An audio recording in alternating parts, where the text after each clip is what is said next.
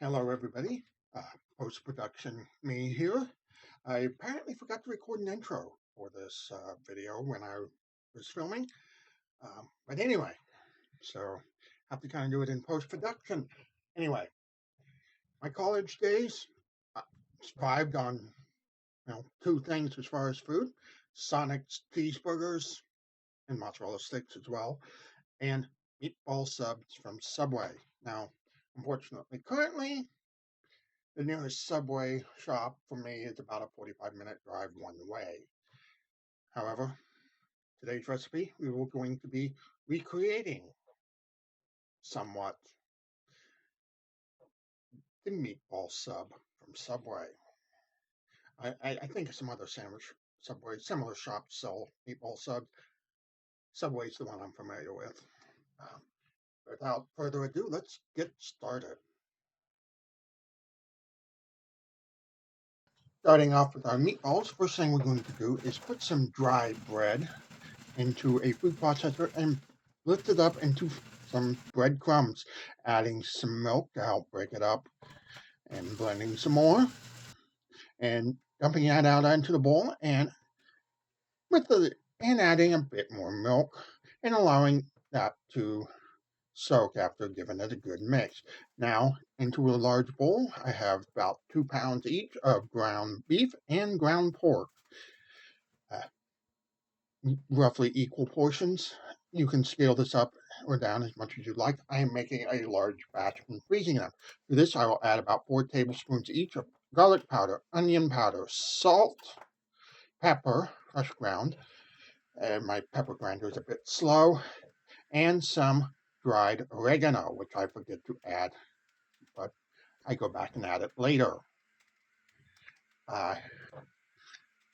I do end up having to double what I show here, but the total is about 4 tablespoons each.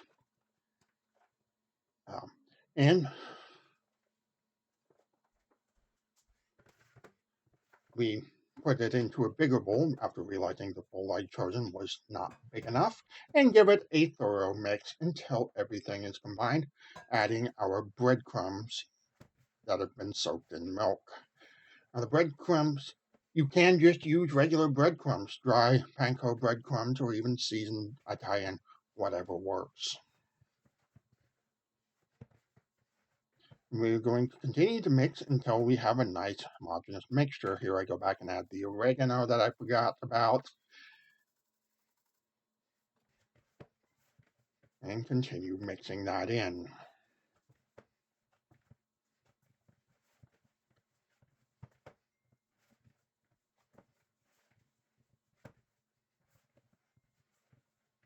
And once everything is thoroughly mixed together, take a small piece and cook it up, make sure the seasoning is correct. And then I take this little cookie scoop and to portion out my meatballs, and just gently rounding them into a ball shape, repeating the process for the entire.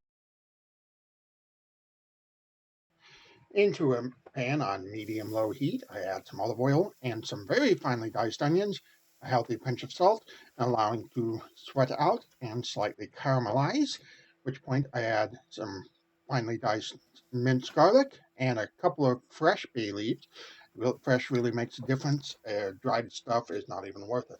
For the glazing, with a good splash of some white wine, and allowing to reduce a bit.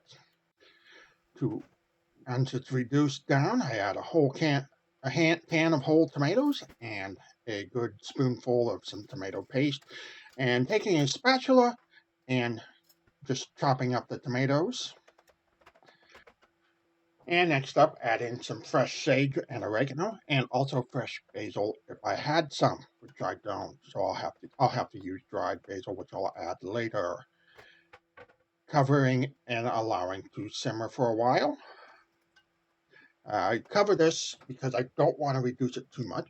I then add the dried oregano, some fresh ground pepper, and some salt, and stir around.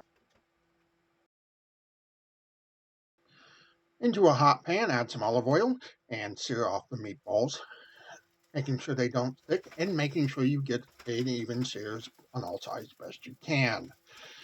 Add in a couple of ladlefuls of the sauce and allow to simmer until the meatballs are cooked. You may have to cover to keep the sauce from reducing too much, which I had to do here, and continue to simmer until juice down and the meatballs are 165 internal.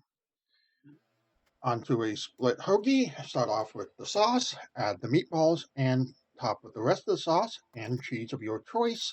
Here I use some provolone, and awkwardly stuff into a 400-degree toaster oven until toasted to your desired level of toastiness. Okay, guys, I hope you enjoyed that. I will say just one thing about those particular buns. The bread that I use, it does have a tendency to not want to close or break apart when you close it, so sometimes you do end up having to use a knife and fork.